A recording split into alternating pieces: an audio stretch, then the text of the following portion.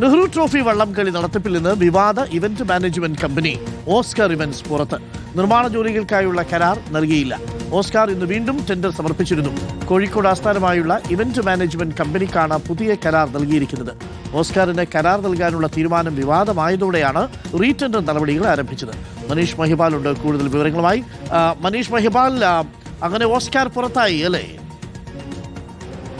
കുമാർ, ആദ്യം ഈ മാസം 16-ാം തീയതി വരെയായിരുന്നു ഈ ഇത് സമർപ്പിക്കാനുള്ള കരാർ സമർപ്പിക്കാനുള്ള ടെൻഡർ സമർപ്പിക്കാനുള്ള അവസാന തീയതി. പിന്നീട് ആ 16-ാം തീയതി കഴിഞ്ഞു വന്ന കമ്പനിയാണ് ഓസ്കാർ ഇവന്റ്സ്. അവർക്ക് ഇതിന്റെ കരാർ കൊടുത്തതിൽ വലിയ വിവാദമായിരുന്നു. അതായത് ഇതിൽ NTBR സൊസൈറ്റിക്ക് കീഴിലുള്ള ഒരു ഇൻഫ്രാസ്ട്രക്ചർ സബ് കമ്മിറ്റി ഉണ്ട്. ഇറിഗേഷൻ വകുപ്പിലെ അസിസ്റ്റന്റ് എക്സിക്യൂട്ടീവ് എഞ്ചിനീയർ ഒരു അധ്യക്ഷനായിട്ടുള്ള കമ്മിറ്റിയാണ്. ഈ കമ്മിറ്റി ഈ ജില്ലാ കളക്ടറോ അല്ലെങ്കിൽ NTBRലെ ഭരണകക്ഷിയിലെ തന്നെ അംഗങ്ങളോ അറിയാതെ ഈ ടെൻഡർ ഇവർക്ക് ഓസ്കാർ ഇവന്റ്സിന് കൊടുത്തത് വലിയ വിവാദം. അതിന് പിന്നാലെ 31 ഇന്ന് വരെ തീയതി നീട്ടുകയായിരുന്നു. ഇന്ന് വൈകിട്ട് 5 മണി വരെയായിരുന്നു.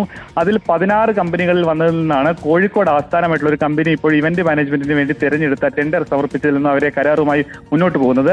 UDF സർക്കാർ വന്നതിന് ശേഷമുള്ള ആദ്യമായി സ്വതന്ത്ര ബോഡിയാണ് NTBR എങ്കിലും അത് ടൂറിസം വകുപ്പാണ് ഇതിന്റെ സമ്മാന തുക അടക്കമുള്ള ബജറ്റിലെ മറ്റ് സഹായങ്ങളെല്ലാം നൽകുന്നത്. അതുകൊണ്ട് തന്നെ സർക്കാരിനെ നേരിട്ട് ബന്ധമുള്ള ഒരു കമ്മിറ്റി തന്നെയാണ്.